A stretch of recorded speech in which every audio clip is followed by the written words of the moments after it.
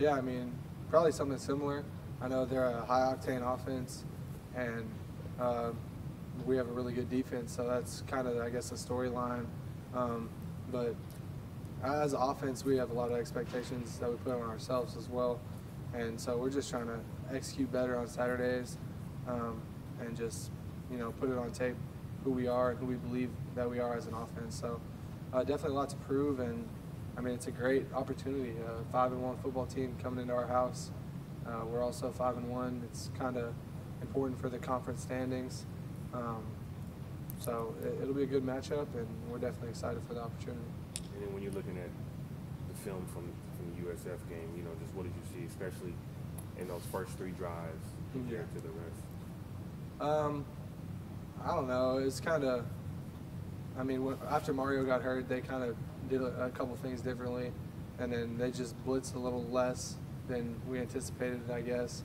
Played a little bit of drop 8, which is good against a throwing team, and just kind of forced me to take the underneath throws and try and, make our way down the field.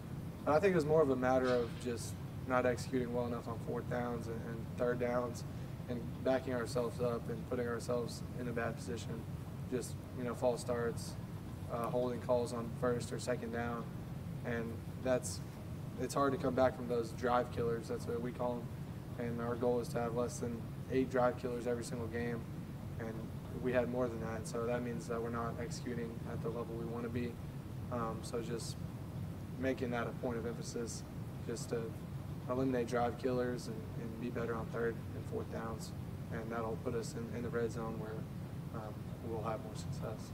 Have you seen teams in general dropping more guys into coverage this year against you guys than maybe they did last year?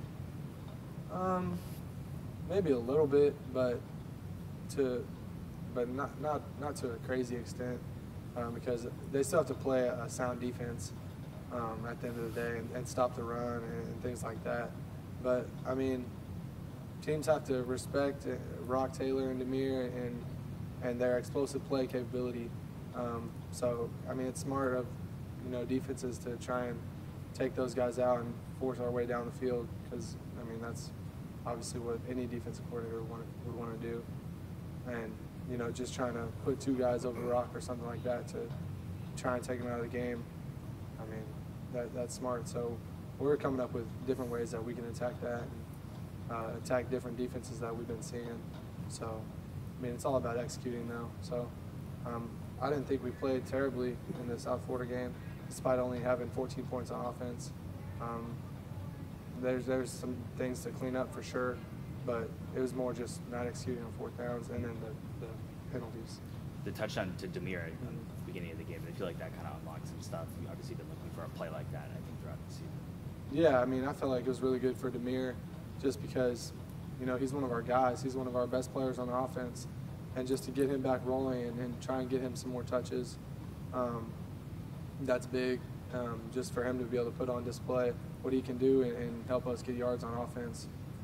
So obviously we're continuing to look for more ways to get him involved and push the ball down the field. So we're doing the right things, but sometimes when they're dropping 8 guys and they're 30 yards deep when they're 2-eye shell with the middle guy, it's kind of hard to throw deep shots, and you have to dink and dunk, and that's kind of what happened last Saturday. So but we're on to the next.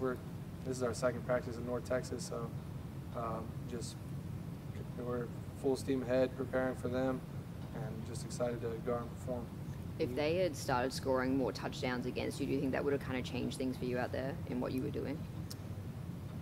Yeah, to a certain extent. Just that's kind of how the games go.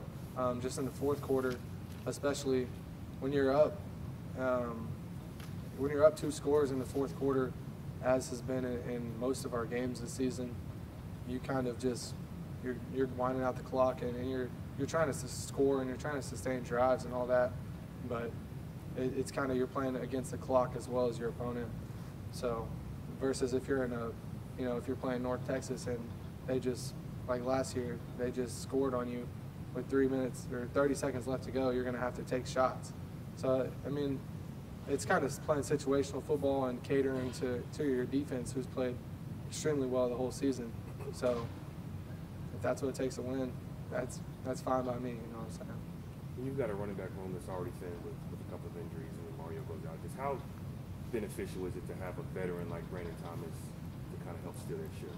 Yeah, it's great to have Brandon Thomas because, I mean, he could easily be a starter at a program elsewhere, but he's stuck around at Memphis, so I'm definitely grateful, and I know our staff is definitely grateful to have him around still. And he's a dominant back. He's a physical back. He can run through people, and his hands have gotten way better. Like, he's catching the ball extremely well out of the backfield. So he's doing it all for us, and we're definitely happy that he stayed, especially with the situation that kind of happened with DeRosier and Sutton Smith early in the year, and then having Mario out last game. So it was definitely getting a little thin, but we're prepared in the situation. We have extra guys rolling in, but I mean, it is kind of hard having some of our backs out. So it was a great game for him. Happy that he stepped up for us, and that's my guy too. He's been with me since my freshman year, so definitely happy for him. Thanks, Seth. Thanks, Seth. Thank you. Thank you guys.